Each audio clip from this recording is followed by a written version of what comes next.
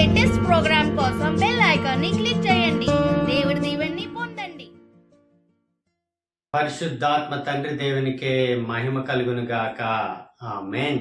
ప్రియమైన దైవజనులారా, ప్రభు క్రీస్తు యొక్క మిత్రులారా, ఈరోజు శనివారం, మే నెల 9వ తారీఖు. యేసయ్య ఈరోజు మనందరితో మాట్లాడుతున్నారు. పునీత యోహాన్ గారు రాసిన శుభవార్త నుండి 15వ అధ్యాయము వచనములు 18 నుండి 21 వరకు. లోకము సత్య స్వరూపి. లోకము మిమ్ము ద్వేషించినచో మీకంటే ముందు అది నన్ను ద్వేషించిందని తెలుసుకొనుడు. మీరు లోకమునకు చెందిన వారైన ఎడల లోకం మిమ్ము తన వారినిగా ప్రేమించడిది.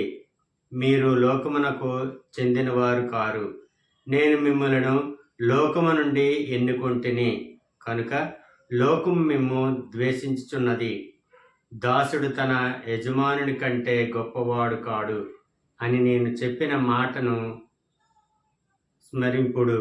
లోకము నన్ను హింసించిన ఎడల మిమ్మును హింసించును.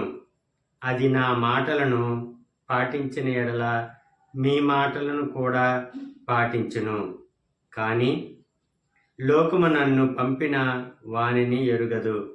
అందుచే నా నామము నిమిత్తము మీ పట్ల అది ఇవన్నీ చేయును. ఇది ప్రభువైన క్రీస్తుని యొక్క వాక్కు. క్రీస్తు ప్రభువా మీకు స్తుతి మహిమ కలుగును గాక. ఆమేన్. తండ్రి వందనం, యేసయ్య వందనం, పరిశుద్ధాత్మ ప్రభువా వందనం. Praise the Lord. హల్లెలూయా. ప్రియమైన దైవజనులారా, ప్రభు క్రీస్తు యొక్క మిత్రులారా, యేసయ్య ఈరోజు మనందరితో మాట్లాడే మాటలు లోకము సత్యస్వరూపి. అంటే ఇక్కడ ప్రభు క్రీస్తు పరలోక రాజ్యం యొక్క పరమ రహస్యాలను మనకు తేట తెల్లం చేస్తున్నారు, ఈరోజు మనకు తెలియజేస్తున్నారు. అయితే మొట్టమొదటి వాక్యంగా, లోకం మేము ద్వేషించినచో మీకంటే ముందు అది నన్ను ద్వేషించింది. మీకంటే ముందే నన్ను ద్వేషించింది. ఈరోజు నిన్ను లోకంలో ఉన్నవారు నిన్ను ద్వేషిస్తున్నారు, నిన్ను బాధ పెడుతున్నారు, నిన్ను కష్టపెడుతున్నారు, నిన్ను హింసిస్తున్నారు, నిన్ను నానా బాధలు పెడుతున్నారు, రకరకాలైన బాధలు నీకు కలుగజేస్తున్నారంటే అది మీకంటే ముందు ఈ లోకము నన్ను ద్వేషిస్తుంది, నన్ను బాధిస్తుంది, నన్ను అనేక రకాలుగా శిక్షించింది. అది గుర్తుపెట్టుకోండి అని యేసయ్య మనకు ఈరోజు తెలియజేస్తున్నారు. ఎన్నో శ్రమలు సైతాను వలన, దుష్టుల వలన మనకు వస్తూ ఉంటాయి. రకరకాలుగా మనల్ని బాధ పెడుతూ ఉంటారు. అవన్నీ కూడా దేవునికి మనం సమర్పించాలి. ఎప్పుడైతే క్రీస్తు ప్రభువుకు మనం అటువంటి బాధలు, శ్రమలు సమర్పించున్నామో ఆయనే మన తరపున యుద్ధం చేస్తారు ఆ సైతాను మీద, ఆ దుష్టుల మీద అని యేసయ్య తెలియజేస్తున్నారు. మీలో లోకమునకు చెందిన వారైన ఎడల లోకం మిమ్ము తన వారినిగా ప్రేమించడిది.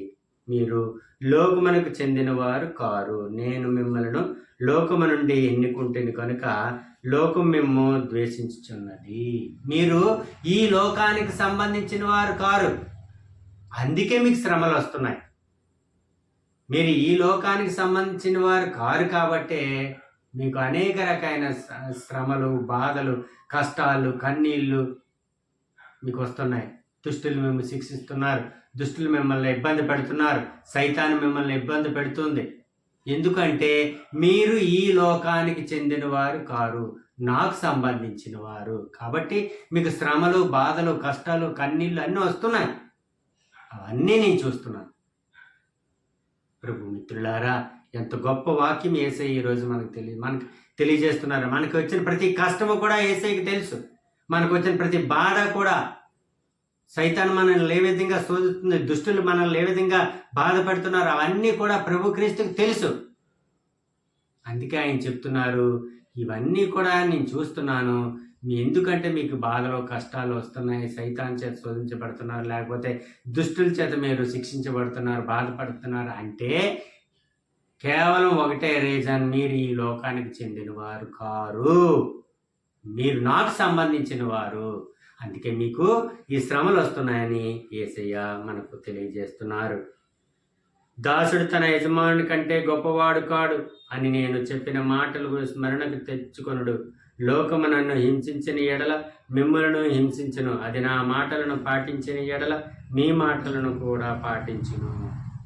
ఈ లోకము నన్నే హింసించింది కాబట్టి మిమ్మల్ని హింసించడం పెద్ద అది సమస్యే కాదు.